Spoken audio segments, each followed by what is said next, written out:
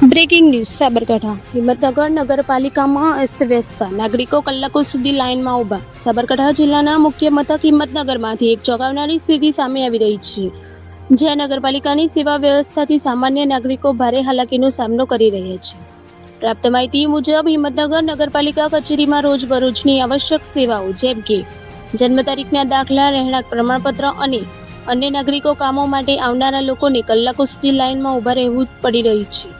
ખાસ કરીને આજુબાજુના ગ્રામ્ય વિસ્તારોમાંથી આવતા લોકો માટે આ પરિસ્થિતિ વધુ કંટાળાજનક બની ગઈ છે। સ્તર પર જોવા મળતી સ્થિતિ મુજબ કચેરીમાં પૂરતા સ્ટાફની અછત હોવાનો આક્ષેપ કરવામાં આવી રહ્યો છે।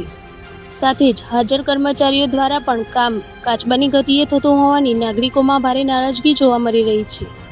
અનેક લોકો કહે છે કે એક સામાન્ય દાખલો મેળવવા માટે પણ તેમને આખો દિવસ બગાડવો પડે છે। ગરમીમાં ડબલ મુશ્કેલી। હાલ રાજ્યમાં ગરમીનો પારો સતત વધી રહ્યો છે। તાપમાન 40 ડિગ્રીની આસપાસ પહોંચતા લોકો માટે બહાર ઊભા રહેવું જ મુશ્કેલ બન્યું છે। ત્યારે નગરપાલિકાની આ ઢીલી કામગીરી લોકોના માટે આગમાં ઘી સામાન સાબિત થઈ રહી છે। વૃદ્ધો, મહિલાઓ અને બાળકોને ખાસ કરીને વધારે તકલીફ પડી રહી છે।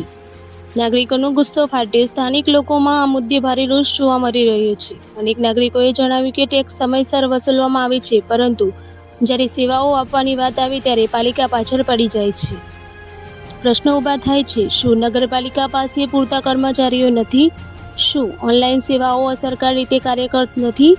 શું અધિકારીઓ આ સમસ્યાથી અજાણ છે કે પછી ઉદાસીનતા દાખવી રહ્યા છે?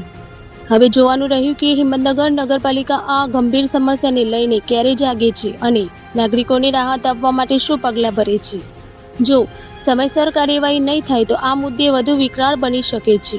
રિપોર્ટર આબિદ અલી ભૂરા, સાબરકાંઠા। નમસ્કાર, આપ જોઈ રહ્યા છો એબી ન્યૂઝ ગુજરાતી। આવો જ ગ્રાઉન્ડ રિપોર્ટ અને તાજા સમાચાર જોવા માટે અમારા ચેનલને હમણાં જ સબસ્ક્રાઇબ કરો।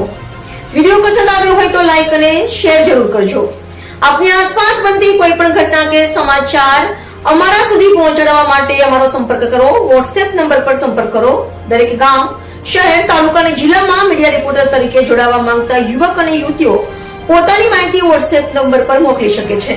નંબર નોંધી લેશો 9879759057।